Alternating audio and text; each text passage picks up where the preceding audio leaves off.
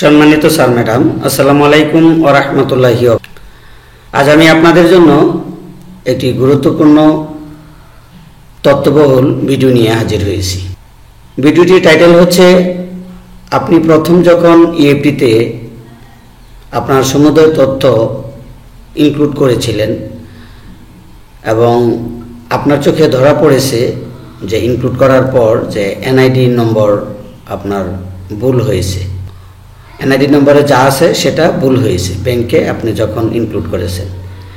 এখন কথা হচ্ছে যে আপনি যদি দ্বিতীয়, তৃতীয়, চতুর্থ লটের শিক্ষক কর্মচারী হয়ে থাকেন, অবশ্যই আপনাকে আপনার পার্সোনাল ইনফরমেশন এবং আপনার যে ব্যক্তিগত এমপ্লয়ি যেই পেপারস শিট রয়েছে সেগুলো অবশ্যই আপনাকে দিতে হবে আগামী 6 মার্চের মধ্যে।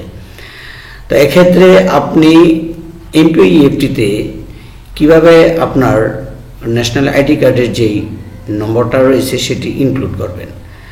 এখানে আরেকটি বিষয় আমি বলি, সেটি হচ্ছে যে আমি লগ ইন করে দেখাচ্ছি আপনাদেরকে একটা বিষয়, তাইলে আপনারা বুঝতে পারবেন। এই কারেকশনে যাব। আচ্ছা, এখানে দেখুন যে ইন্ডেক্স নাম্বার, তারপরে নাম, জন্ম তারিখ, ব্যাংক হিসাব নম্বর, পে কোড, পদবি সংশোধন। আপনি ব্যাংক হিসাব নম্বর যদি ভুল হয় সেটি আপনি এখানে দিতে পারবেন, পে কোড দিতে পারবেন, পদবি সংশোধন দিতে পারবেন, পদবীর প্রকার সংশোধন, বিষয় সংশোধন দিতে পারবেন। আপনার এনআইডি নাম্বার কিন্তু এখানে নেই।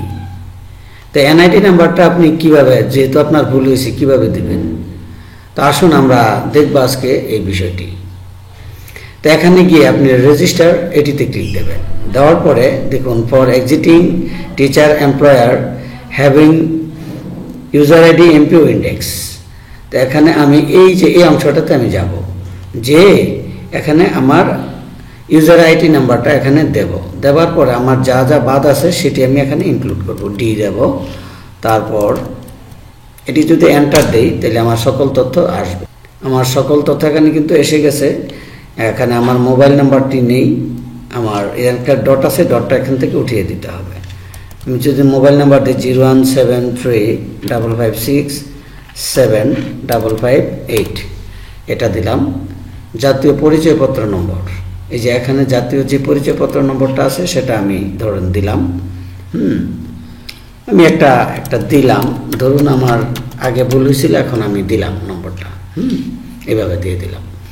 তারপর আর কি আছে?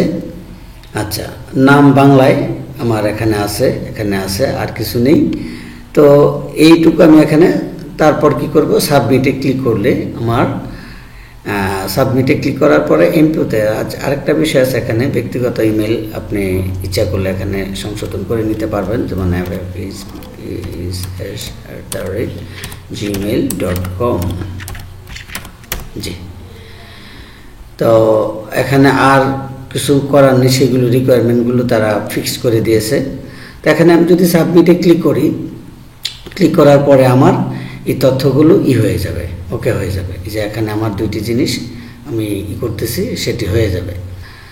তো এই সাবমিট করার পরে আপনার যেই হেড স্যারের যেই আছে, প্যানেল আছে, একটা প্যানেল আছে, সেখান থেকে আপনাকে অ্যাপ্রুভ করলে সেটি অ্যাপ্রুভ হয়ে যাবে। সেটি আর আমি দেখাচ্ছি না। তো এই ছিল আজকের গুরুত্বপূর্ণ এবং সর্বশেষ আপডেট নিউজটি। তো ভিডিওটি এখানেই রাখছি। আল্লাহ হাফেজ।